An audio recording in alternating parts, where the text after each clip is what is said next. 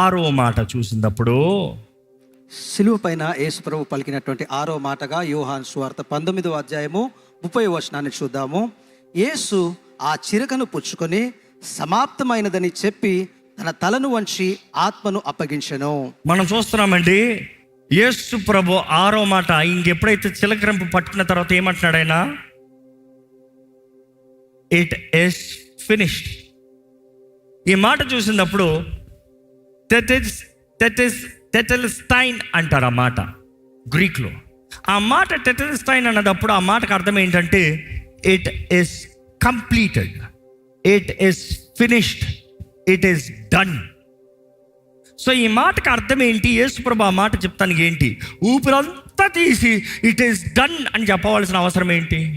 It is done అది అర్థం అవ్వాలంటే పాత నిబంధనలో యాజకులు అర్థం అవ్వాలి.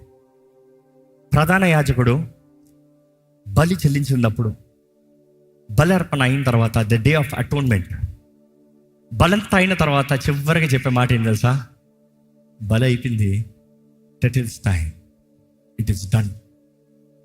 యేసు ప్రభు సిలువ మీద అంటున్నాడు, ఎందుకంటే ఆయనే కదా ప్రధాన యాజకుడు.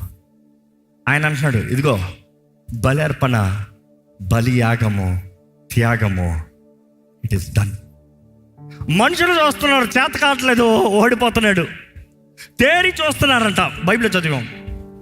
ఆయన వైపు ఎంతో జన సమూహం ఊరు బయట అవమానపరుస్తున్నారు, హేళనపరుస్తున్నారు. వారేమో వారు లోకంలో రే చేతకానోడ్రా, రే ఫెయిల్ రా, రే వేస్ట్ రా. ఆయన ఏం పట్టించుకుంటా, చేయదలుచుకున్నారు, పట్టు చేసుకుంటా ఇట్ ఈస్ డన్. కానీ ఆ గడిని చూసేటప్పటికి ఇట్ ఈస్ ఆల్రెడీ డార్క్. 12 గంటల నుండి 3 గంటల వరకు కట్టిక చీకటి.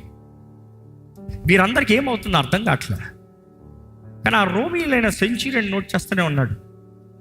ఆయన డాక్యుమెంటేషన్లో తెలియజేస్తున్నాడు, he's been noting all that is been happening. But then he's noting, ఏంటి సృష్టి ఏంటి ఇట్లా అయిపోతాం, ఈ పరిస్థితి ఏంటి ఇట్లా అయిపోతాం, ఏదో ఒకటి జరిగిందంటే అన్ని అట్లా జరుగుతామేంటి? ఎందుకంటే అక్కడ చూసినప్పుడు ఆయన చెప్పిన మాట, ఆరో మాట, ఇంకా ముగించబడింది, సంపూర్ణమైంది, సమాప్తమైంది.